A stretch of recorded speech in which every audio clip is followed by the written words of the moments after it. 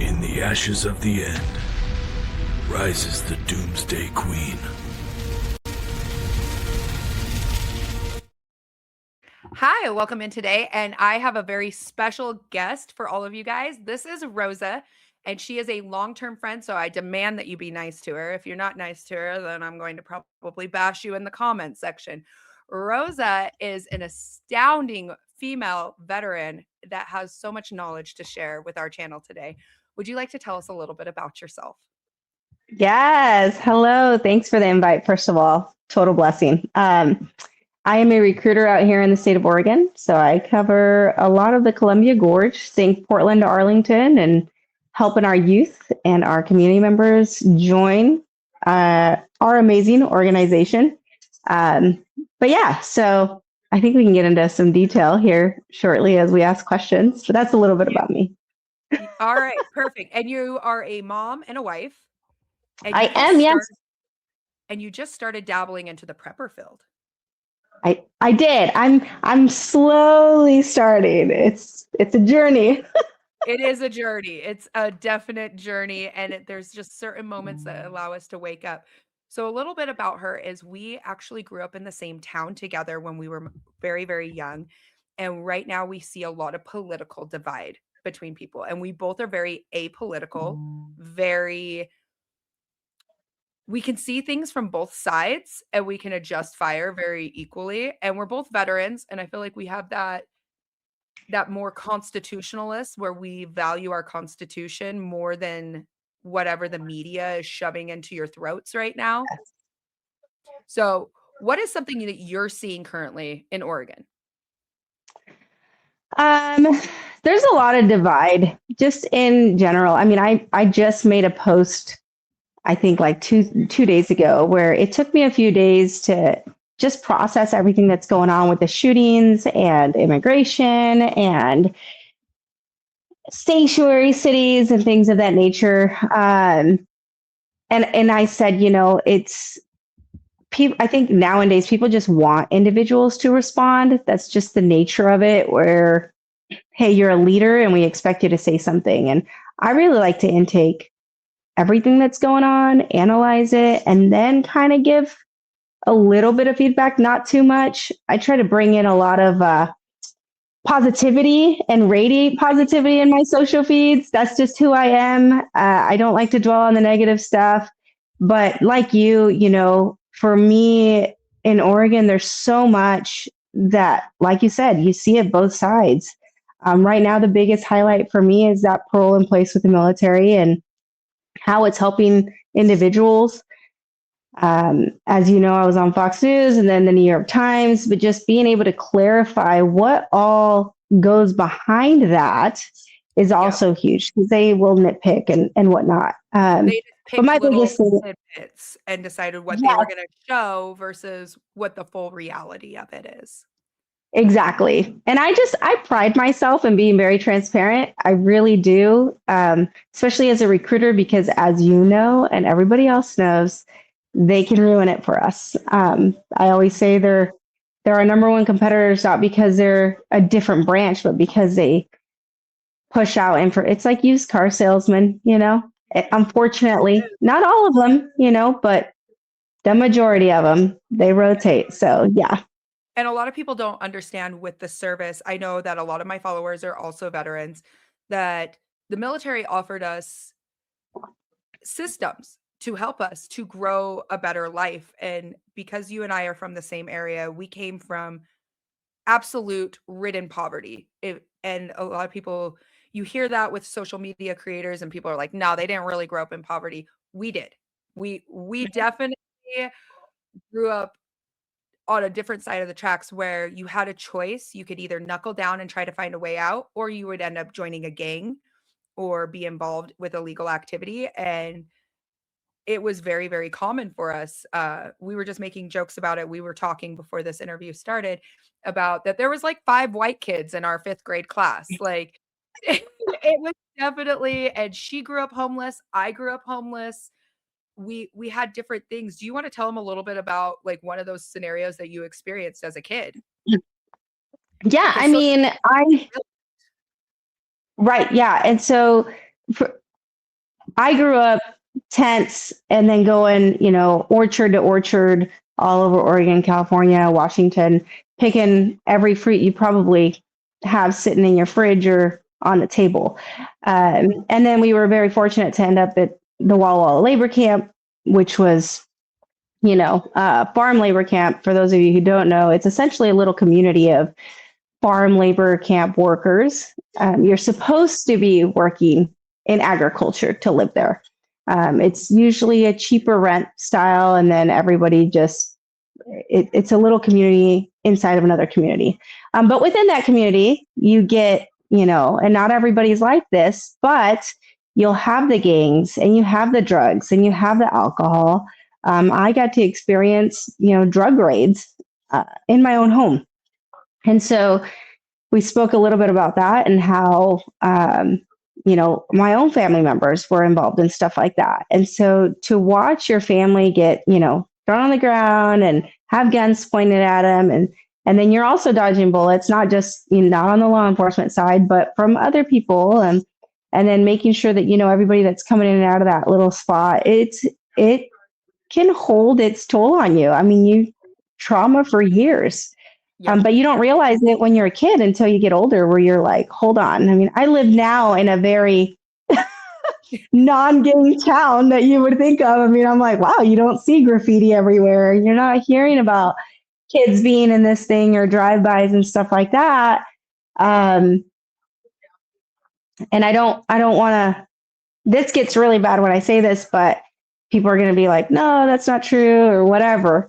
But you don't want to see it in your town where you're seeing the graffiti that says X3 or XV3, because now you've invited those individuals in, which are gang members, right? And so our biggest pivotal moment was just the military. My uncles joined the military, and that took us out of the farm labor camp. And that was just simply because, hey, we work for the government. We got to get our shit straight. Excuse my language for any of you guys out there, but You're totally fine. okay. We all got and foul so, language. Don't worry. Perfect. I love Jesus, but I got a mouth a little bit. So, yeah. And so that was really the pivotal moment for us, to where everybody realized, okay, now we got to straighten out, because it's not just the individual that's serving this nation, but it's everybody that's attached to them, everybody they're around that could hinder that. And for us, it happened to be, two of my uncles who were, loved beyond measures, because they're just the sweetest individuals. And it was like, we can't hinder their future. So we got to get our stuff straight. And then that took us to a small town right down the road, which allowed us to live in a home. And it took us slightly out of that, because when you're in it, people don't realize it still follows you. People still know what you were involved with, what your family is in. It is it's interesting. It's interesting that even years later. Yep. So yeah. But it's weird because a lot of people don't realize, like, breaking those lifestyles, they come back. I know you and me both joined the service very, very young. I joined at 17. Yes. I was a homeless teen. She knows this. And that was the way that I got structure in my life, which I think really curated the life I wanted to create for my family and what I wanted for my future, because my future was not bright. But we also had other friends who joined to get their citizenship, and they came home on a deployment and they were attacked. And people don't realize, like, these situations that we're seeing on the news that's causing the civil divide, the civil unrest, potential civil war, isn't just black and white. The whole area is very gray. And you have to go into it with a very calm mindset. And for anybody who's about to start commenting in the comment section of, you don't understand, blah, blah, blah, blah, blah, blah, you are probably white and live a very predominantly white life in a very white neighborhood. You do not understand the escalation of things that could happen, and not everything is based off of skin color, and not everything is black and white. There is very gray areas, and there's people who work very, very hard to have a very good life. And we can also even touch on ICE on the situation. We just talked about the recent shooting with ICE that has sparked all these protests and civil unrest. And you're a veteran, you're still in the service. You said a perfect term: trigger control.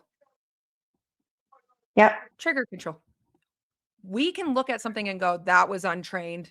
That was untrained, because when your fingers in the trigger well, you're already showing your level of training. Yep.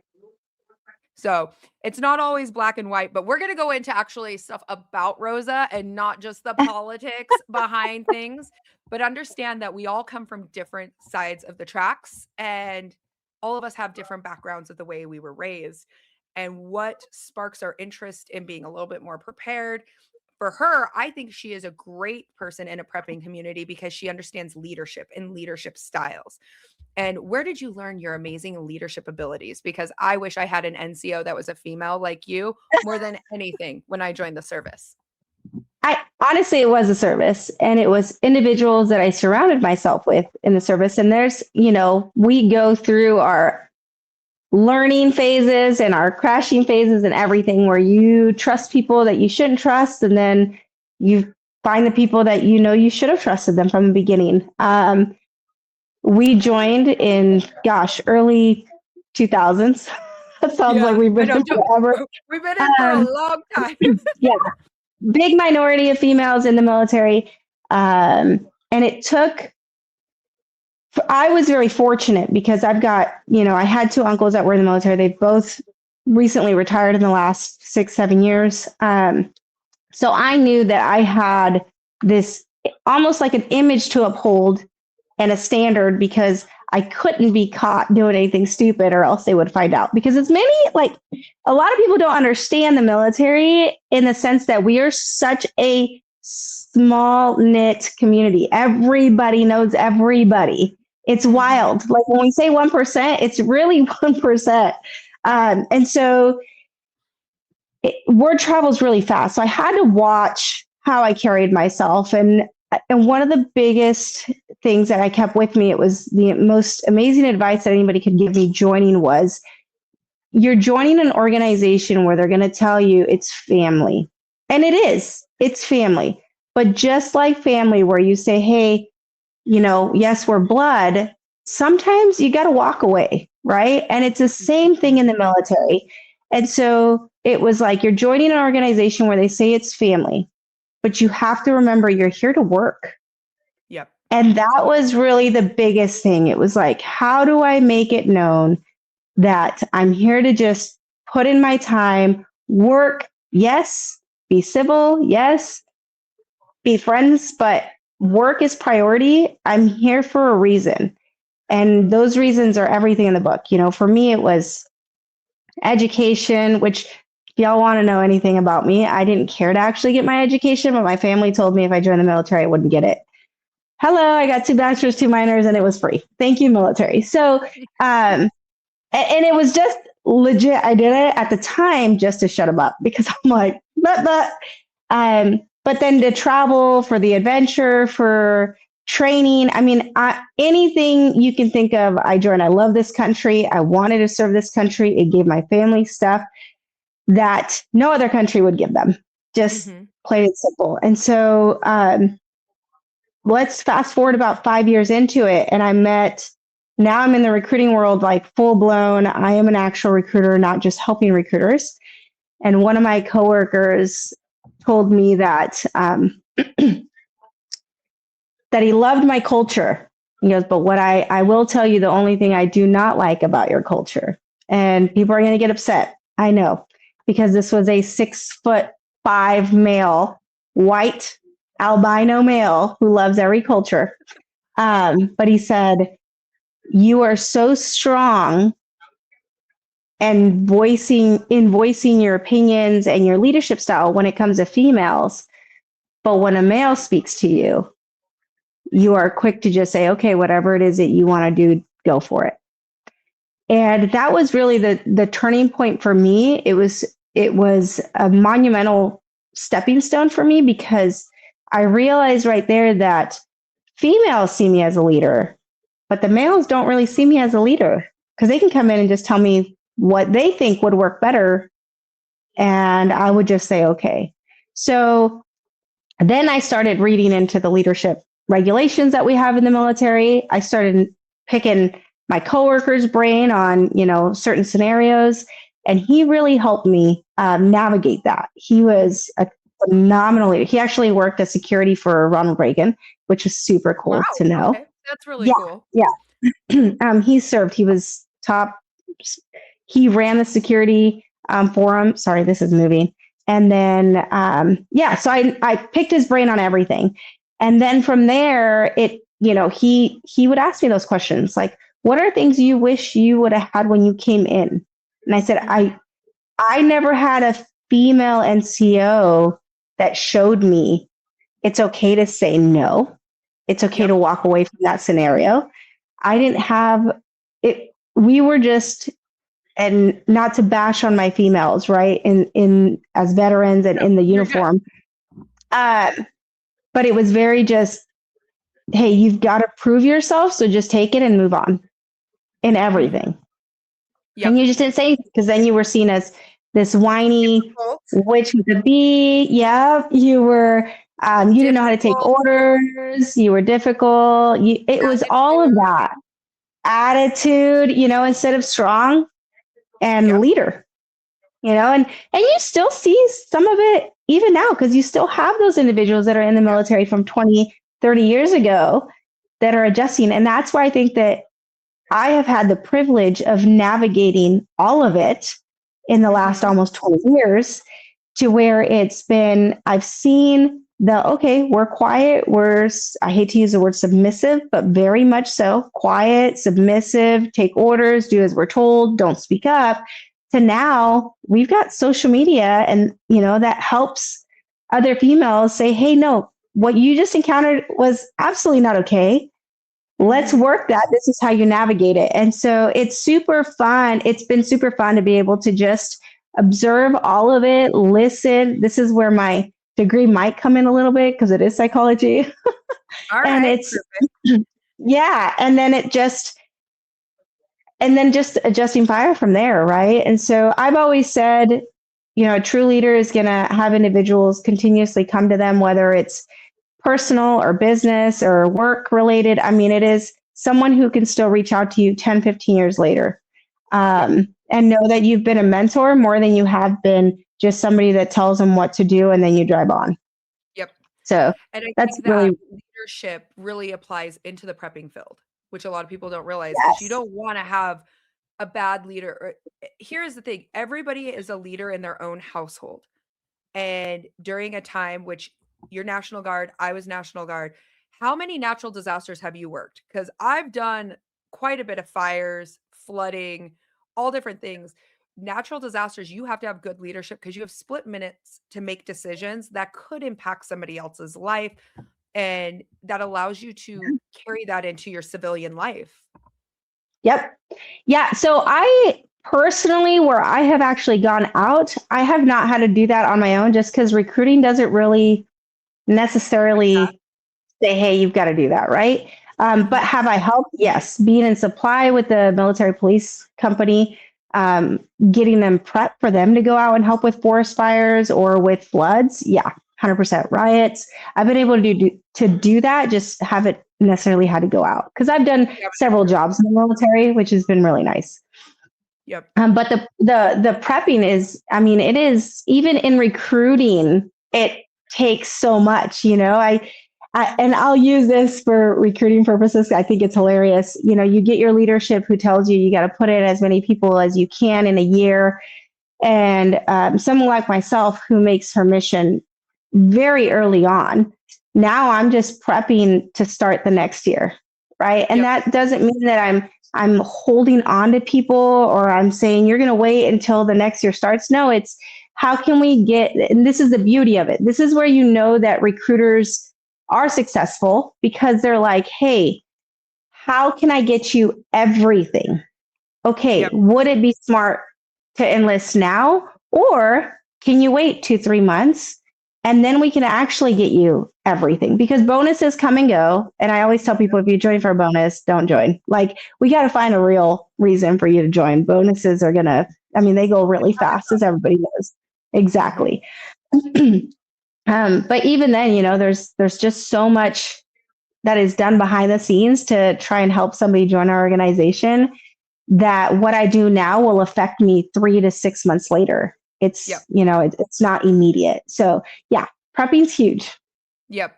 And when we're talking about this, you guys, it's not like a recruiter pitch. Okay. She's already met her numbers for the entire Yeah. year, guys. She's like number one in the state of Oregon. She's just Yeah. opening up because there was an article done, and I'll dabble into there for you guys. There was an article done, and there's been shade thrown on both sides of her because she talked about this parole in place, which where we're from, we've had a lot of friends and family that were here on work visas, and maybe a work visa expired, going into high school. A lot of my friends got their citizenship through joining the service. And so it's just a tool in a tool belt, but also, and she says it beautifully in that article, it is just a tool in your tool belt. I'm not recruiting you guys to go join the army.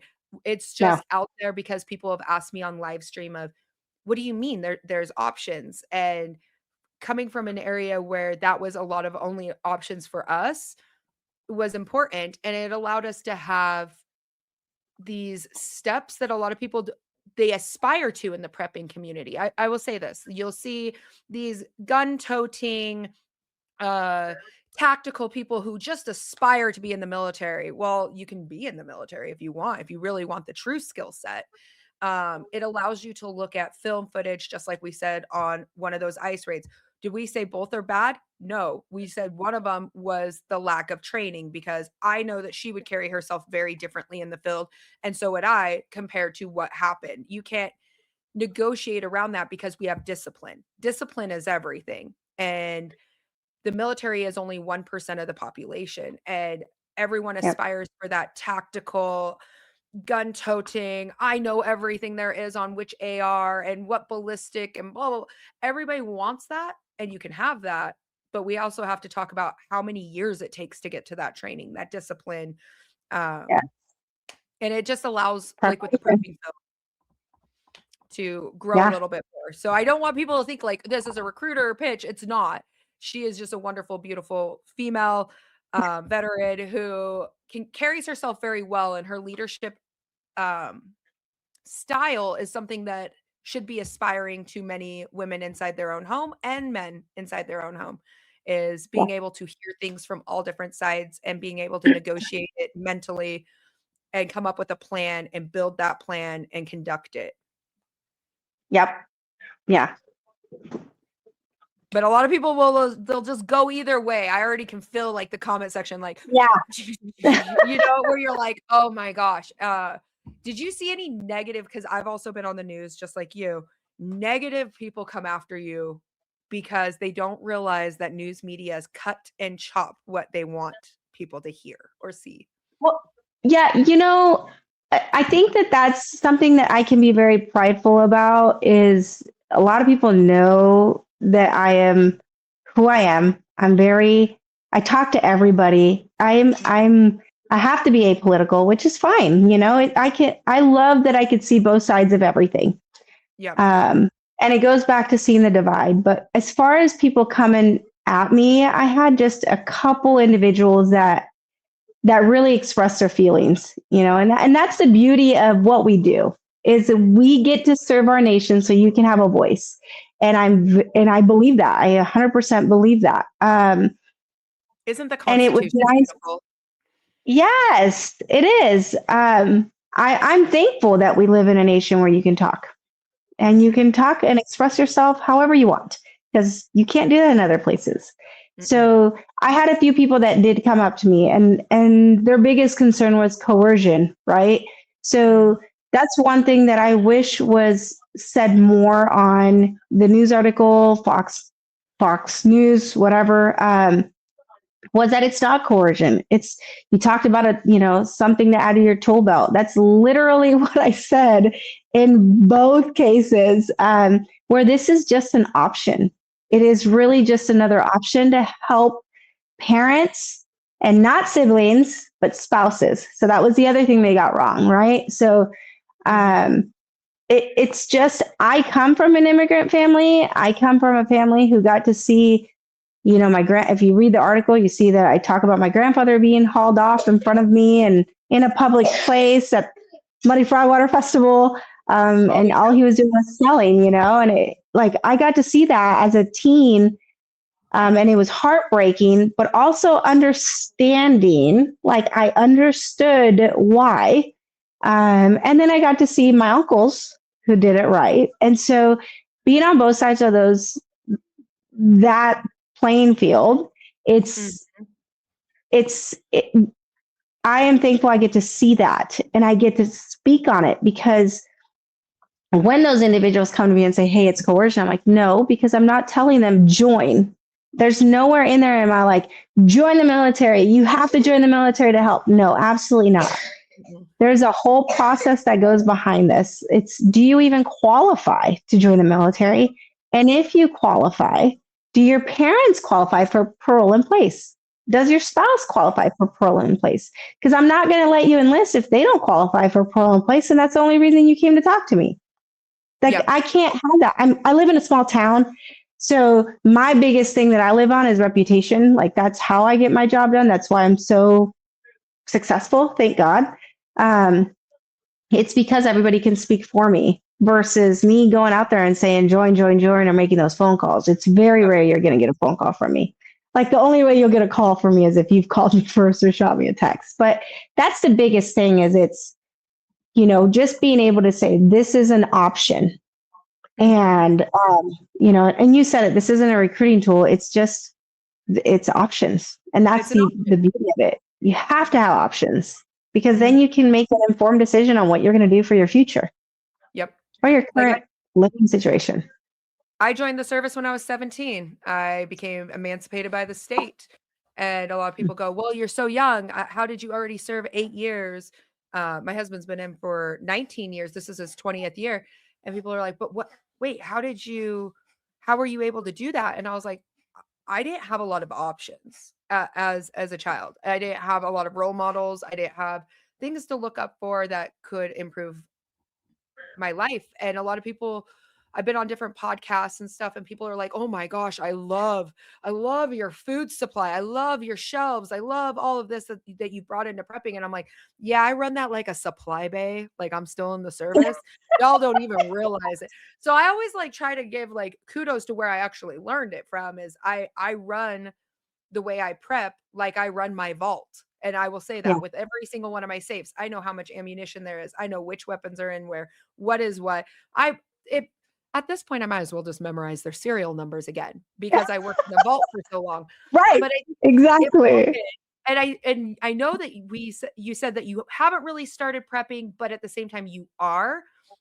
And can you tell us what item you've been prepping? Oh, Lord. So tomatoes is one, because we use a lot of them. Mhm. Tomatoes, jalapenos, and then I've made my own salsa. So, that one, you guys, I can't tell you the amount. I read how to do it, and I was like, so I'm not supposed to cook them all the way because they're going to boil? That doesn't make any sense. Like, it's such a learning curve to me. But that's what we go through the most. And in the summer, it's nice because we plant our tomatoes, we do our own jalapenos and stuff like that. And so it's nice when you go to the store and there's nothing there and you're like, oh, I have that. So I want to get to the point where I have my own greenhouse so that I can do this year round, right? Like, yeah. And I don't have that. Like, this is legit that was the one thing that I will say came really good out of COVID, was that I got to be home and just experiment with all sorts of things. So Yep, you that's had where some I'm time. headed. And you said, the military taught you run your stuff through the military. I'm the same way. It's like, we've got to prep for these scenarios. I mean, I've got MRE boxes stacked high. Not that I love MREs, but I got them. You are Like, a you never prepper. know. You don't give yourself enough credit. I can't tell you how many rooms Yeah, in this house have MREs, but people don't realize that those meals ready to eat. And when yes, would you use those? An emergency, right? right. Exactly. Exactly. They come in handy. Mhm. It's, yeah, there's a beauty to it. There's a beauty to it. And I admire everything you post. I mean, I've been a big fan since you know, I think it's incredible. Aw, I appreciate that. And I admire everything you post. So she has her own channel on Instagram, and I'm going to drop the link down below, everybody. You guys should go follow it. When I say she is badass and works out every damn day, she gives me the motivation. I'm doing burpees when I watch her on her story. She's just out there doing burpees. So like she just reminds me of like that extra physical fitness. You need to have that in your life because I know when I was in, it was okay, when's the next PT test coming up? Okay, got to make sure I stay in shape, make sure everything's, is perfect. But now that I've gotten out, sometimes I'll fall behind and I'm like, wait, hold up. I ran a 13-minute 2 mile, and that was my slow time. I'm like, I need to get out. I'm getting lazy. And so she is definitely that physical fitness, like aspiration. And she's not lying to you and taking that skinny shot and hiding out. She's literally working No. her ass off every day. What's your favorite Yeah. workout? Oh, right now, I mean, I've always been a fan of deadlifts. That's just I just like to be able to know that I can still lift heavy things. Yep. And I played sports in like middle school, high school, something that I had to get myself to and from school or from home, just because family worked and sports weren't really like a priority. But I've always been growing up very self-conscious about my weight, because if you met my family when I was younger, they were all skinny. And I was thick. I'm gonna call myself thick, not fat. All right. She is not thick. Do not even believe her for a second. No, listen, hold on. It gets better though. And it was like, and family, and it's like, oh, you're not eating enough, or yes, you are eating, or it's like, I'm on a diet. No. Hold on, give me a second. Manita, bájale, por favor. And so then I always did this like yo-yoing of weight, because it was like, oh, I'm too big. Oh, now I'm too skinny and I'm not eating enough. Oh, I'm this and that. And then I got into lifting heavy, which was my biggest thing. I'm like, okay, well, we'll dabble in that. I've just been kind of like doing this strength training and a lot of repetitions, because that's all you hear. You want to tone, you got to do a lot of repetitions and lightweight. So I did that for a while, and then I didn't really see a whole difference. And I was passing my PT test for the military just fine. But then I finally said, I'm going to take it up a little bit. And I met with an individual where I first started recruiting, who did bodybuilding. Okay. But I told him, I said, I don't want to do that.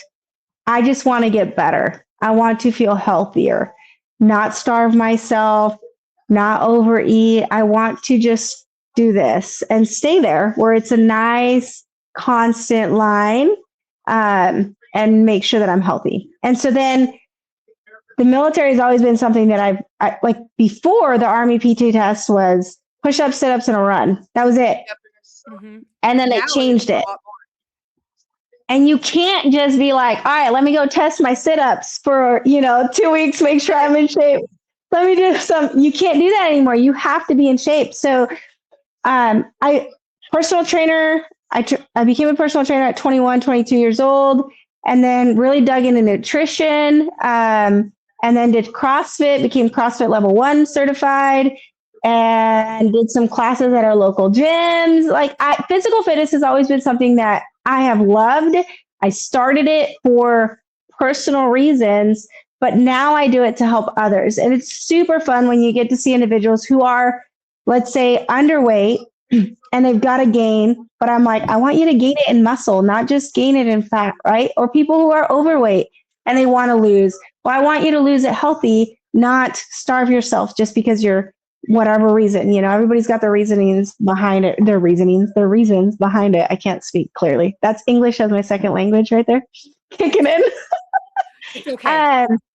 But yeah, no, and I just, now when it comes to fitness, I try to tell people, like, try not to stay where you saw yourself at a height. Like me, my peak moments was when I was 23, 24. That was my peak. I was doing Muay Thai, every single day. I was lifting every day for 2 to 3 hours. But like I mean, I had no kids. I was single, living on my own. I had all the time in the world. My apartment was immaculately clean. Now I'm like, I'm a mom of three. Mm-hmm. I'm a wife. I have a full-time job, which requires me to also take care of other individuals. And Yes. I've got to be at events. And so now it's like, okay, I've got 45 minutes to an hour a day that I have to make myself a priority. Because if I don't make myself a priority, then I'm not the best for my kids and I'm not the best for my soldiers and I'm not the best for the community because I am a mentor. And so if I want them to live this lifestyle to be healthy, you got to take care of yourself. You just have to. And physically is the number one way you can do that. And that's Yeah. just because it's going to give you the energy and you're going to be able to walk and you're going to be, and I think that like for those that are listening and that are wanting to, okay, where do I start? My Yeah. favorite thing to tell people is walk. Just go for a walk. And not like this leisure walk. Walk with a purpose. That's the whole I like military it. term, right? Just Yep. walk with a Walk purpose. with a purpose. Do it with a purpose. Yep.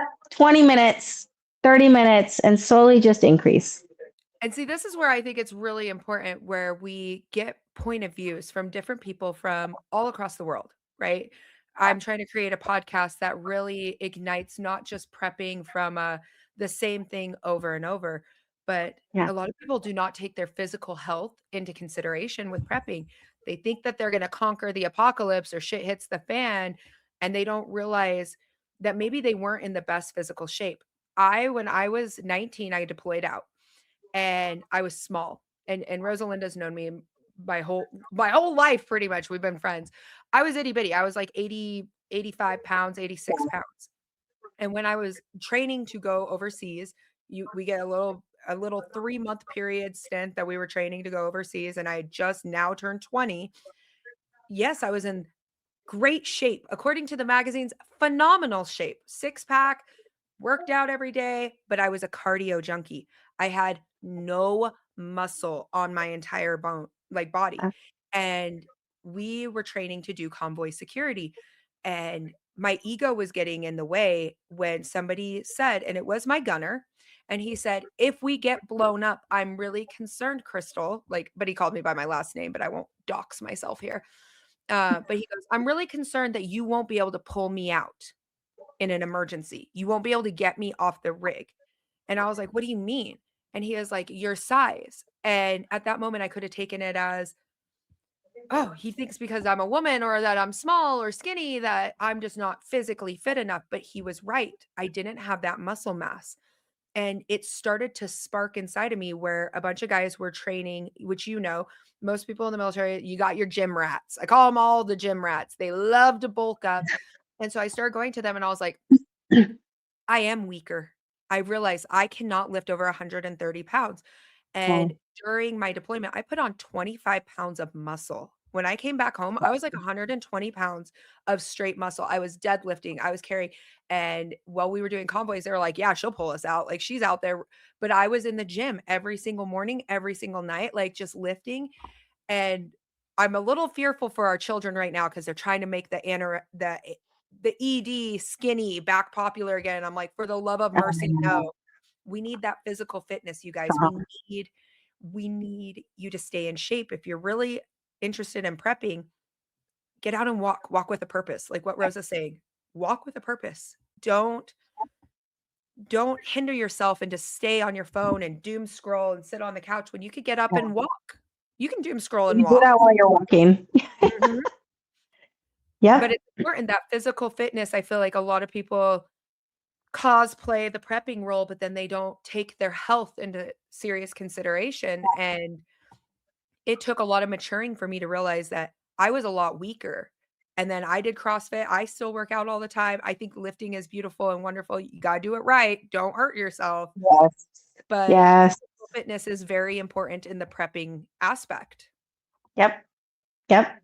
Well, and I hear it. I mean, just being in the community, I reached out to you and told you, I met some friends that I tell them to follow you. They're canners and stuff like that. And you can, I mean, maybe you can speak on this. I hear it all the time where they're like, well, canning itself is a workout. It is. I'm like, it is. Like, I've done it. It's on your feet. I totally. Your back hurts afterwards. I'm like, oh, I just feel like I did a couple sets. I'm exhausted. It is quite a Yep. workout. It is I think, and that also brings to the very beginning of our conversation where a lot of people don't understand the physical labor aspects of prepping. You can want it all. You want to be prepared for every aspect, every emergency that's thrown at you, but people don't realize how much labor intensive that is. If you've never Yep. gardened yourself, grown your own food, seen how long it takes for that jalapeno to get perfect. Same with the tomatoes, right? We're getting into Yep. those seasons, and COVID was a beautiful experience. And I say that in a ironic kind of scenario. It was horrible, but it allowed people to actually start gardens. Canning became popular again, which I think is Yeah. wonderful.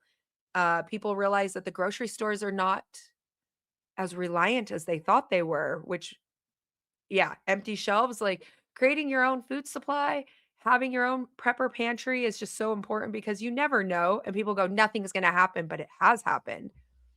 Is there anything that well, I know that you said that you have been prepping a lot of ammunition. Yes. So Yeah. are you an ammunition junkie? Yeah. I mean, it's so interesting. So I didn't grow up with guns. I didn't grow up with any of that. It was just, like I said, agriculture was our life, right? So joining the military and being around all the different walks of life, Mhm. one of the biggest things that I enjoyed when I was at training was shooting. Like that was like my favorite thing. And it's so weird to say that because I'm like, I didn't grow up with it. But now, like, even just seeing what the world is like, which is Mhm. just, you A know, dumpster fire. um, yeah. I'm like, I want to know that I'm prepped. And like you, I know where every gun's at. I know. I mean, my husband thinks I'm a little extra. He's like, you know how long it takes you to react to something. Like you've Yeah. practiced. I'm like, oh, 100%. Like I have to know how long it's going to take me to get from here to there, where I'm going to reach for my, ammunition, what gun is where, like all that stuff. And that's one of my biggest things is ammunition. Like I'm like, I just Yep. want to ensure that I have enough. And then, it's always like you never have enough for whatever crazy No. reason. I say that all the time. People will go, "What do you think the quantitative number is the perfect amount of ammunition?" And I'm like, "Y'all realize I worked in a vault for a long time. There is no number. There is no number. I will never be the wife that's like, "I think we have enough 9 mil. I don't think we should have any more." I'm like, "Is it on sale? Get it. Get as Get it? much as Yeah. you can." And and also I believe practice, practice, practice. People will come to me Yep. and go, you preach, carrying and having your concealers, and they're like, well, what kind of gun should I get? And I'm like, every person's different. I want you to go to a Yeah. range, rent something, take a class, just really get Right. trained on it because trigger control is everything, you guys. uh i Yep. I will make fun of you if I see your finger in the trigger well. I will say you are completely untrained, and I guarantee she'll probably do the exact same thing where you're like, My yeah, kids know this. my Crystal, my kids like with their Nerf guns. I'm kind of that mom. I'm like, you wanna learn to shoot, but you can't teach me that your fingers need to stay out of the trigger. Like And my what? son, he just got his first Red Ryder BB gun. He Oh, I just love turned that. 9 yesterday, and he he has a 22 and a Red Ryder BB gun. He has shot both with us, but teaching him muzzle control, right? Oh, at least it's a BB gun, right? But I'm not gonna lie, you guys. My kid has been tapped upside the back of his head one too many times this weekend while he was learning Yes. to shoot. Because we went out for the whole weekend and he wanted to enjoy the experience and learn. And, he wanted to go hunting and he's been going hunting with me, but it's not his turn yet. But Right. teaching that muzzle awareness. And he's like, why'd you slap me upside the back of my head? And I was like, if it was my drill sergeant, he would have hit you harder. Yeah. We would have hit you a lot That's harder. where Like, we're at too. it's just that safety and those things and just teaching people, you know, Right. the correct methods that keep everyone safe around you. I don't worry Exactly. about my kids doing something bad in society because they know how strict we are with gun safety that That wouldn't You're even gonna have fly. to deal with mama. It's not gonna go well. Yeah, right? Like, he literally, like, had the BB gun, and he, like, went to talk and went up like this, and I literally, like, caught it, turned it down, and his face was just like, and I was like, "Try again, try again." And, like, I Yes. was running the property, like, because we were building an outdoor range out there, and I was like, "Get down in the prone," and he's like, "But the rocks hurt." And I was like, "I don't care, man." Yeah. He's 9 years old, and he's like, "Oh, she's making us run drills," Right. which somebody might get freaked out by, but gun safety starts at a very young age. You want It good does. people who know gun safety. It's the bad people who don't learn gun safety. That's the things you have to worry about in this world, Yes. and unfortunately, we're seeing it a lot more I know. recently. Recently, Unfortunately. what is it like near Portland right now with the protests? What do you feel about that? Um, you know, we don't have, so I'm about an hour and a half from where they're happening. Yeah. And I don't, a lot of our people here, they see it. I think it's more media than anything because That's they're what I just was going to zoom in to, specific spots of it. I have been down there prior to what just happened. I think it was yesterday, the day before. I had been down there and it was, I mean, you could literally drive by and it was fine. Right now, I think I legit think it's more media outrage than it is what people are saying it is. Mhm, Um, Obviously, I'm not going to tell people to not do what they want to do because they have the freedom to do what they want to do. mhm. But also be ready for consequences when you put yourself out there. And it's on both sides. Like it's just right now, my little area brought, it's people are out there protesting and they have designated days that they're going to do it and they let people know in advance. So it's been very, very civil, which is so nice because you don't have to worry about exactly. Mhm. And you're not worried about, craziness or whatever everybody's portraying it to be. Um, but it helps me being an hour and a half away from Portland, the actual city, because I, like I said earlier, people genuinely trust me, and so I think that I've worked really hard to gain their trust Yeah, to the point that I could say, okay, listen, like let's still talk about what's going on here because yep, this is what we need to focus on. So, I mean, Portland doesn't affect me very much. My troops, we do have a military police unit here locally. mhm. Those guys are obviously checking their phone at all hours to ensure they're not going to get called up to go help with riots or whatnot. But they haven't seen very much on there either. So, Yep. So, I have this crazy conspiracy theory. Do you wanna put on a mhm. tinfoil hat with me on this? I think social media is trying to spur a civil war. It's not even the people. I I mean, feel I like could it's see that it, Crystal. Yeah, because you I scroll could your see it. page. Pick a side, pick a side, Yeah, pick a side, you know? You're from here, so you obviously have to pick this side and no other side, right? right. And I'm from here, so I have to pick a s but I feel like it just fear mongers It the is. out of people where people can't see any in between, right? Like, I've been scrutinized on here where I said, "I think when Alex died and got shot by ICE agents," I said, "I think that they're untrained because their finger was in a trigger well." I would say the same stuff to somebody here locally. Yeah. Um, does he have a right to conceal carry? 100%. Was it the Mhm. best option to show up to a protest with it? Probably not. But I'm also a Yeah, you constitutionalist, probably right? not.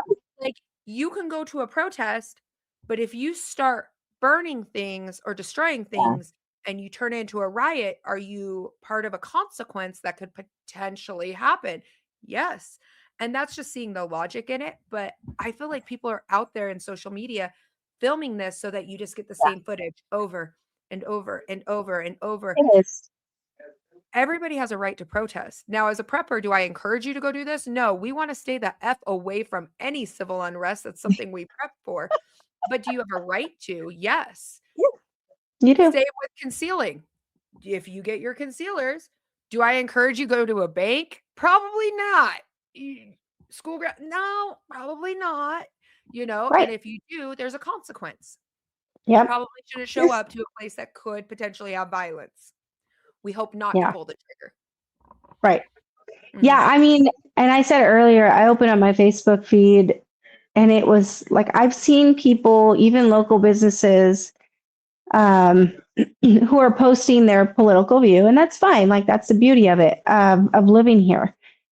But I've seen other individuals turn around and say, this is my view, and then these are individuals who have known each other for years, who have supported each other for years, and all of a sudden they're no longer looked at the same because it doesn't matter if you voice. And this is where I try, like I just scroll. I'm like, Yeah. oh, you can do that. Weird, guys. You can just scroll on by something you don't agree with. Weird. But this is where I think that you see that social divide from social media is people are reacting to their emotions, and that's okay to do. Um, but that's where I think that you and I can pride ourselves, where we can see both sides of the house. Mhm. And I think there's so much more respect to that too. Yeah. Is you're like, I'm not siding with either side. I'm going to piss people off on the left and piss people off on the right and blue and red. And I'm going to get called all sorts of names with whatever, like you said earlier. But at the end of the day, it's like, I mean, both sides have their yes and no's. And Mhm. it doesn't matter what we sit here and think, like you could still have a decent conversation over it. And I think that that's where we have pulled away from is, you see this, like, if you voted for so and so, just delete me. If Yep. you did this, just delete me. Just if you Go just back to just a delete this. society where we didn't talk Okay, about our political view as right. much, Yeah. right? Like I that mean, would be that's great. common. I say this all the time, like, and I substitute at our local schools, and people will ask me, like, oh, can I get your stance on this? I was like, no, that doesn't, especially kids. Like, kids Mhm. in high school are the first to ask you, too, like, hey, can I? And I'm like, no, what does that matter with what we're learning? Yeah. What is my side? I'm here to teach you facts. Mhm. I'm here to teach you what's on the lesson plan. Let's move on. Yep. And it's like, oh, but assumptions are made. It is wild. Yeah. It's wild. My husband's from Washington, and one of the schools he grew up going to, the principal took all the kids to a protest. Oh, that's the school. Oh, Oh, yes. Yes. And my husband was like, and see, I'm a constitutionalist. I believe y'all have a right to freedom to protest. But however, when we take small children into a potential yeah, area that no. could have tear gas, that's negligence.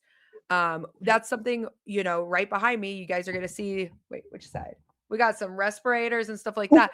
Why would I go out and buy that stuff if I want my kids exposed to that? That Right. is where like the deep crevice of my doomsday obsession, but it's not something I want to take my children out to purposely. I was watching Right. kids like get, milk poured into their eyes because they got tear gas. And I'm like, that's negligence. Like our roles as preppers is to be the fundamental values to our family, right? We are the four walls that contain our family in any kind of an emergency situation.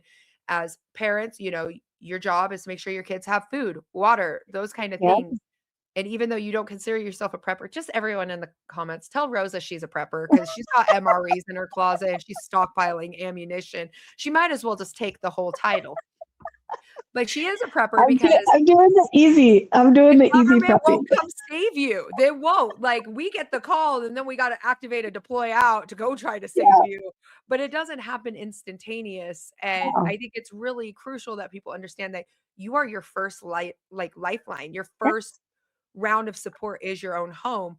And you have teachers and all these people just pushing politics down their throat. And I've even had my kids say, well, what's your view? And I was like, my view is different. And they're like, well, how do you feel about ICE? And I was like, well, it's a rough situation. It's a coin toss. And she's like, but do you think that like ICE comes and gets everybody, blah, blah, blah? And I was like, well, I grew up in an area where when ICE did come in, it was very violent. Like Right. even when we were young. And a lot of people don't realize that. And I'm like, I feel like everyone's seeing this more because social media, right? Yeah. Oh, We're yeah. being 100%. spoon fed. Nobody realizes that people would go into labor camps and do these things in the early 90s, late 90s, early 2000s. I've seen it. And people just don't have any recognition because there wasn't a social media page. Social Yeah. media is only 30 years old. And now you're getting information streamlined quickly. So now you have to form an opinion. And sometimes it's just not that easy to form an opinion. No, it's not. It's not. No. Question. Okay. Day old, doomsday, the prepper, the holy grail. Here it is, because she's also a service member. Do you Okay. think if martial law was invoked, soldiers or you yourself would go into people's houses? Oh, it's a dicey one. Yeah, it is a dicey one. I think that it really is going to come down to, do we know who we raise our hands to? Do we Boom. know? Yeah, I Mhm. really do. I really do. And that's one thing and I make this very clear to individuals, even my own family who's called me and talked to me, and I'm all for serving our country. Like, I need people to know that, because Mhm. there's more to it than, the benefits that everybody talks about. But I make it very clear. I say, you have to understand that when you sign up to wear this uniform, you're signing up to take orders from our governor and our president, Yep. not just one. Yep. And so that's the unique thing about the National Guard. So I mean, I think that most individuals that sign up know that they have a duty to uphold. They Mhm. know that, they raise their right hand to do this. So, And then there's also the serving the people too. So a lot of people, yes, they get that fear monger, right? Like, every soldier will come into your home. And it's like, we also know where our orders come from, but we also exactly. see what a soldier's main stance is actually to protect the Constitution, which a lot of people don't Yes. realize. It's It's literally in your oath. It is. And a lot of people don't understand that, where I'm like, do you guys realize that our Constitution was written very vaguely? Yeah. Because I believe our forefathers knew that we were going to make mistakes, right? That we needed to serve our country, but our country was also supposed to serve us. Yeah. It's supposed to be Well, of our people. yes. And I think that because of this is where the beauty of social media does come in, right? Mhm. Because of social media and all the information that's out there in the internet, a lot of our soldiers also know, hey, I can, like, if I'm not okay with this, but I also have something to back me up that says not to do this, then I can speak up and say no, right? Where before it was like, well, they told me how to do it, I got to do it. I have no choice. Now, and this goes back to the voice, like, you have a voice and you get to stand up for yourself. So it is just, I'm like, do you know what's right and do you know what's wrong? Yep. And is it constitutional or is it not? Yep. And that's the beauty of it. And that's the most amazing thing, is that we do have so much access to information where we can decipher now what's constitutional or what's not. Exactly. Because I remember, like, getting an order, and it was not a good order. Like, you're going to do Yeah. this, you're going to blah, blah, blah. And I was like, okay, okay, okay. And then realizing that I did have a right. And yes, did I take a counseling statement when I disobeyed that order? 100%. Yeah. Okay. But I was able to say, no, I don't think that this is the Mhm. best approach. This is really dangerous. And then it turned out, we had a major that found out that that's what was being said to us. And he was like, she was right. But I was, I got the shit smoked out of me. Of I was, course. I had to, Yeah. disobeyed a direct order. And I was just like, I don't think that this one, I feel like this one's really bad. And sure enough, it could have got people killed. Yeah. We were And going to that's what think that was not okay. exactly. And I've been in those situations plenty of time, and you just turn around and say no with, all due respect. All due Tell them to respect. help in a good way. Respectfully, I'm going to have to But decline. sometimes these things, yeah, and those things, I'm like, I'll take the counseling statement any day over doing something that I know is not okay. Mhm. And I'll disagree with that counseling statement, right? And then I'll write an essay, I guess, whatever. But as a human being now and as a soldier, what's right and what's wrong. Yep. And you can use your voice. And we That's can the use beauty our of it. moral compass to guide us, especially Yeah. in the prepping field. So what is an area you're going to work on in prepping since you're now a prepper? I'm going to pick your brain is what I'm going to do. Yeah, you should call me anytime. Let's go over it Yes. step by step, line by line. I think it's important with the way that the world is, we're seeing a lot more unsteadiness. And Yeah. we grew up very unsteady lifestyles. Mm-hmm. Now we are the rock for our family, which is such an accomplishment. I want you to really pat yourself on your back on that because we didn't come from an easy background. No.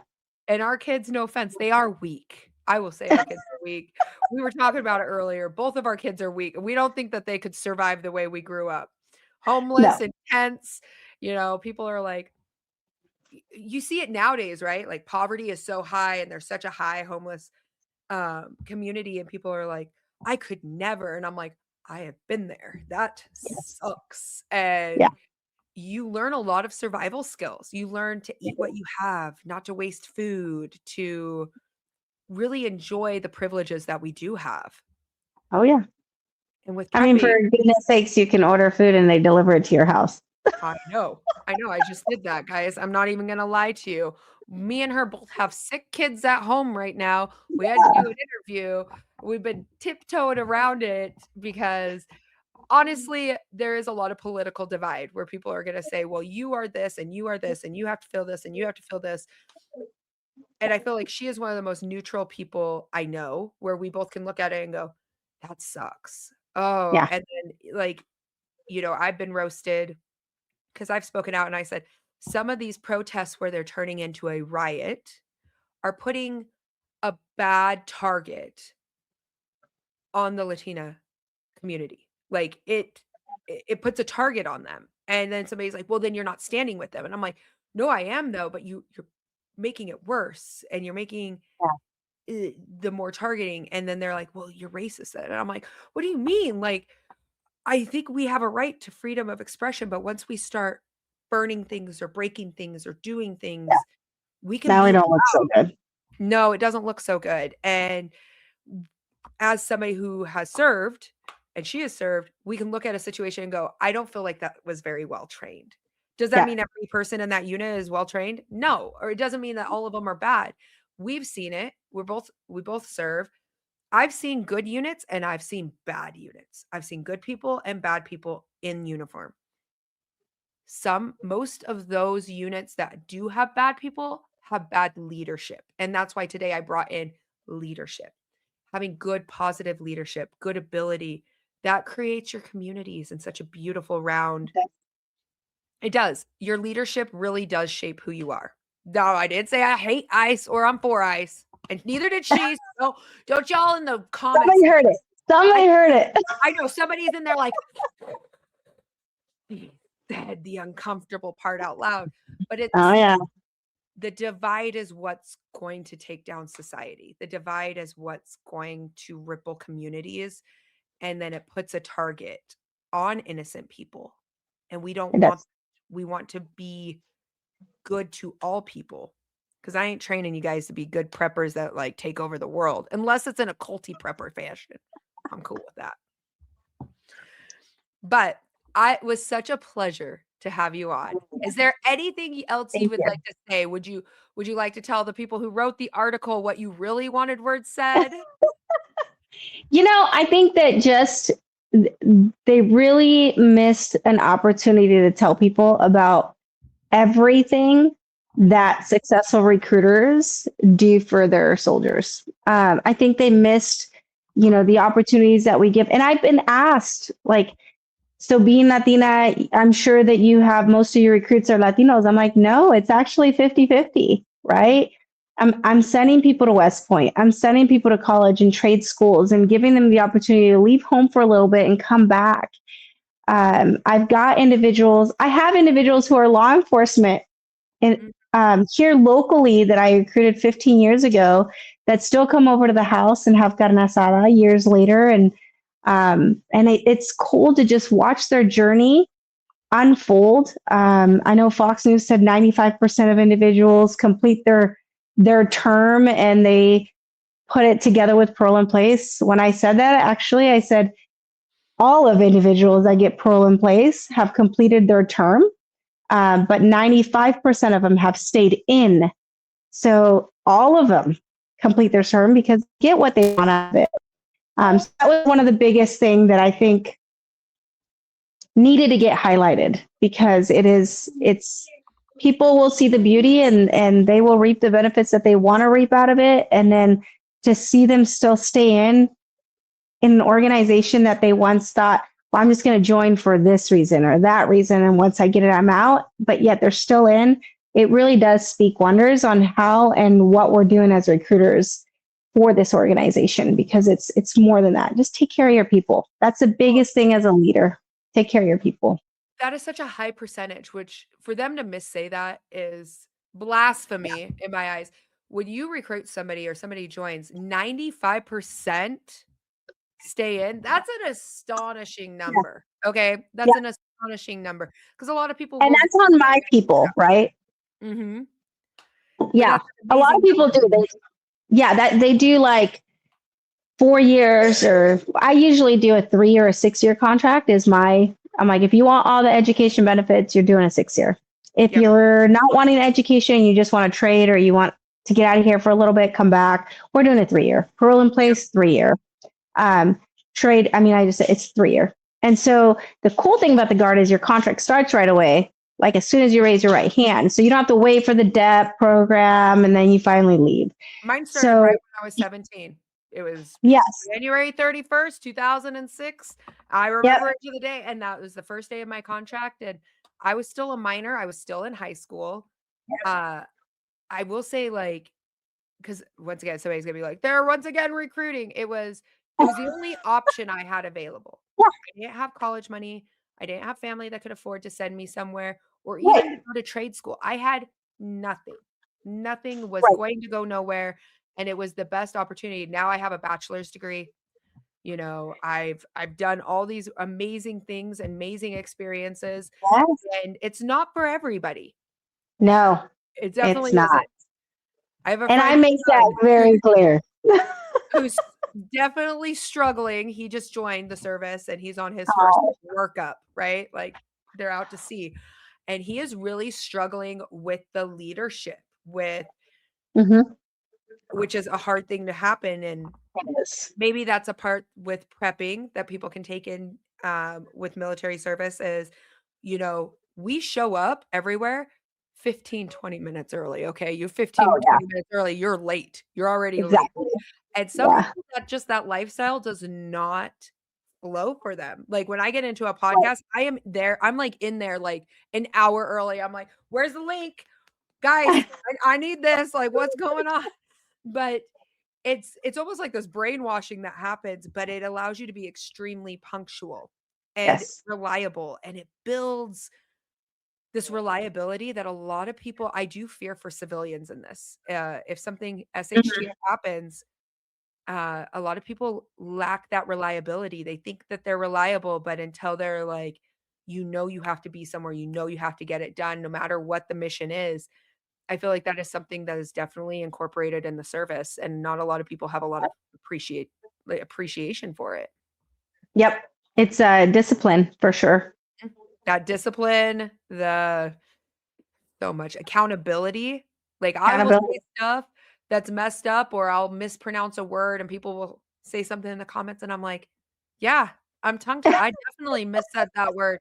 And most people get defensive, and I'm like, "No, I probably said that word completely wrong, and that's okay." But you have accountability for you yourself, your Yeah. equipment. There's a lot. Like Oh, yeah. she's accountable for every word she says. I'm accountable for every word I say. Yep. We're And gonna at the start end, we'll going go back and be like, oh.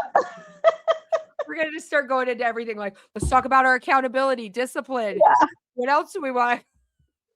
I feel like there's so many aspects that a lot of people they aspire to in the military, but only 1% will serve, truthfully. Yep. And Yep. unfortunately, not a lot of civilians have a lot of judgments about those who serve and wear Right. that uniform. They hold us to a higher standard, even though we're not allowed to hold you guys to a higher standard. That's exactly what I tell individuals when they're coming into the military, especially the young ones, because I tell them, I say, you might not see it yourself. You might think that people aren't watching you. I was like, but people know that you serve. Everybody in this community knows everybody that serves.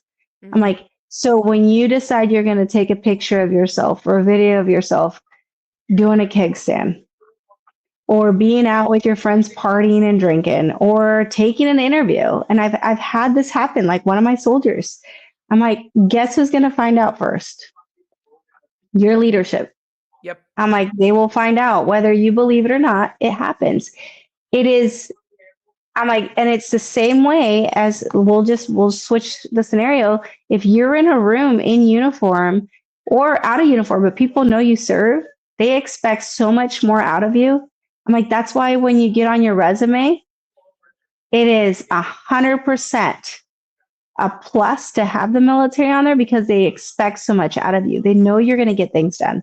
They know Yep. you're going to be accountable. They know you're going to be loyal. They know all these things that you had no idea comes with it. I'm Yeah. like, but that's why we get priority. It's because of that. I'm like, I can confidently say when I walk in a room where I've applied for a job and I see everybody in line, I'm going to go in there knowing I'm already top notch compared to everybody else. I don't care what their training is. I will get the job done. But it's because I know everybody also sitting there expects me to be able to take care of them. Yep. Like it's such a unique experience that only once you're in you'll get to experience, and those that know it, right? But Mhm. again, not for everybody. But who it does fit, then it's like let's help you out. Yep. They look up so much more to you. They look up so much more to your actions, and you'll be criticized and you'll be Yeah, rewarded, but people expect more. And that was beautifully they do. said. So Thank where you. can everybody find you on? What is your So social media? I'm on Instagram and Facebook. So Instagram is Rosa L Cortez NG, Mhm. or Facebook, just type in Rosalinda Cortez and you'll find me. Perfect. And I will link everybody down below. It was wonderful to have you on. You are Thank you so much. absolutely amazing, and this was such a blessing. And Yes. I am so I proud of you too. You too. You guys, you could take us out of the trailer park, but you can't take the trailer park out of us. I'm just kidding. No, I'm not. I'm not kidding, actually. We're not. We're We're not not. kidding. We're not kidding. We will fight you like we're still in the trailer park, but it's okay. It's okay. But it was wonderful to have you on, and I'm so proud of the person you have grown to be and who you're training and bringing into the service. I think it's a beautiful experience, and she's a Thanks, phenomenal Crystal. leader. Thanks, Crystal. Thank you guys for listening.